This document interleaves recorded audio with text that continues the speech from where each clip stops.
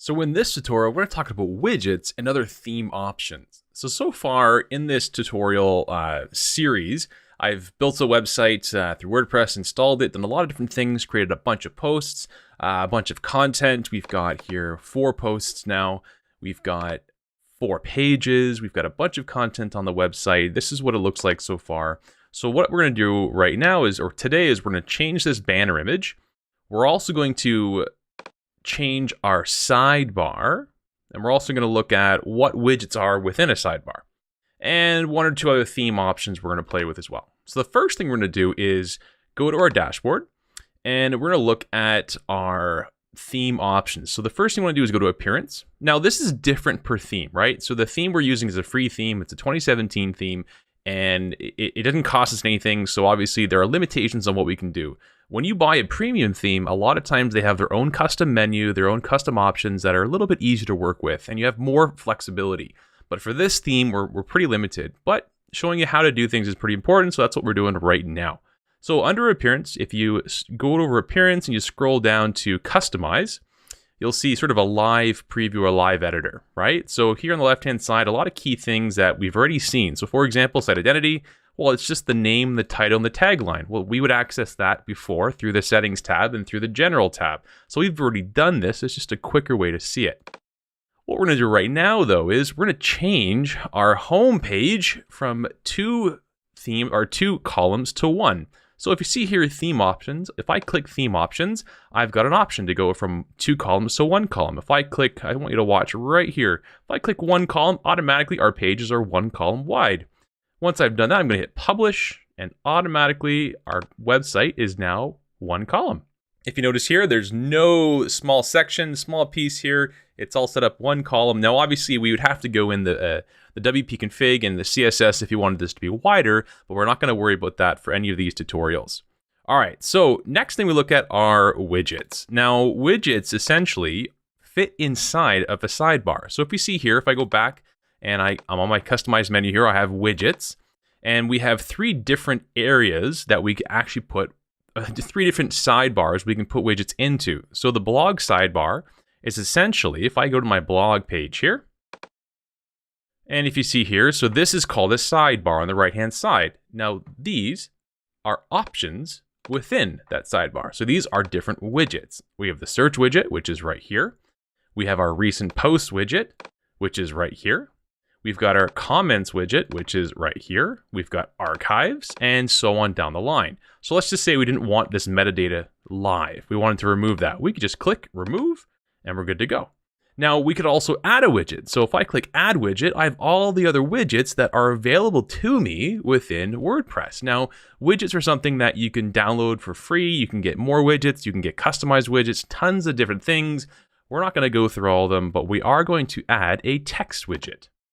And we're going to say, this is my text widget. This website, my website, is awesome. And you're seeing it live change on the right-hand side of the page.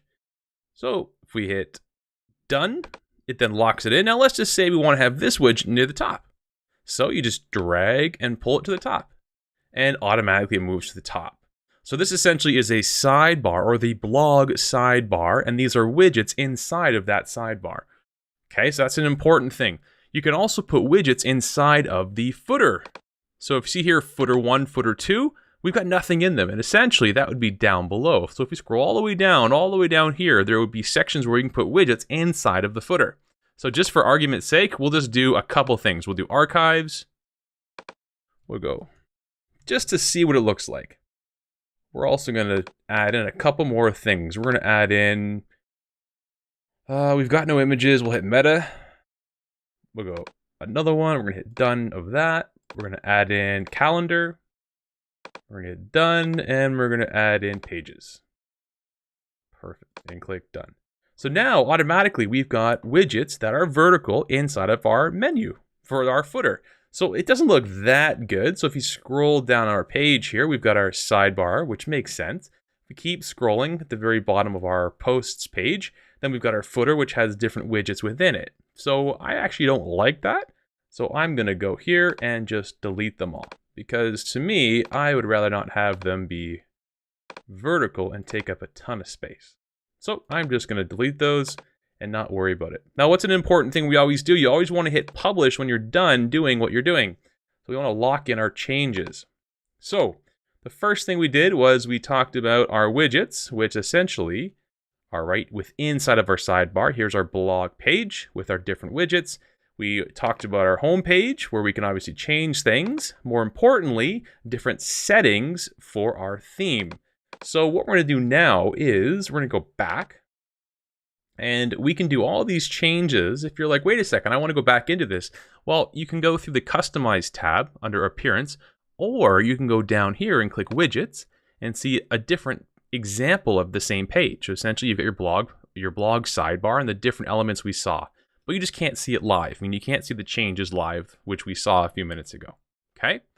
So beyond that, what we're going to do now is we're going to change our main header image. So if I go to my website here, and this is the header image, we're going to change that. So what I'm going to do is this. I've got all these tabs open every single time. So I'm going to close these down because they're taking up space. And we're going to type in amazing cars. Okay, so we have a lot of different options here. I want to find one that is going to make sense. Let's click. Okay, for argument's sake. This image is not a huge image, but we'll see how it does. So I'm just going to save it. And I'm going to go back here and go to, now we're going to import and put it here. And we'll see how it looks. So the image is not optimized for this screen, but we'll see how it's, and I know that because it's only 700 pixels wide. So I'm going to go here to my appearance, click header. I'm going to go to my, there we go, header option. And I'm going to say I want to add a new image, upload a file. All right. And we're going to make sure we say banner image, select and crop, and let's see what happens. You know what, we're going to say skip cropping. There we go. Aha, so it still worked, but it's pretty pixelated. It's not a really good size. Do you know what? I'm going to say add new image, and I'm just going to grab this one. This one? Yeah, this one right here. See what happens. Select, I'm going to skip cropping, and it's a little better, but essentially it's just a banner image. Really, you can put anything you want there. Nothing crazy. Oh, there's more options we can do. Previous ones. I love it. All right, so I'm going to grab this one. A little bit smaller. We're going to say skip cropping.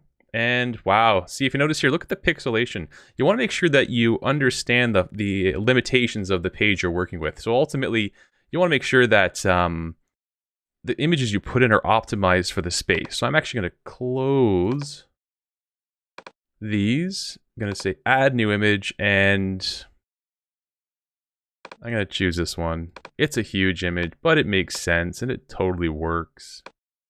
Oh, this is great. I'm going to do this. Perfect. That makes sense to me. Now, let's just say we're like, we don't want to see the banner images, right? We should be able to click hide image, and now you have no banner image. So if I hit publish, if I go back to my home page and hit visit website, there's no banner image at the top. This image was actually the image. It's this image right now we see is the feature image for the home page. It's actually not a banner image. So if you notice here, there's no image above this main heading or title we've got for the website, the site title. So that's a way that you can learn to customize or adjust and modify things to your website. All right, then hopefully you learned a couple new things and enjoyed what we just went through, playing with widgets in the sidebar and obviously modifying the different elements of WordPress. Hopefully you learned a couple of new things in that process, and I'll see you in the next tutorial.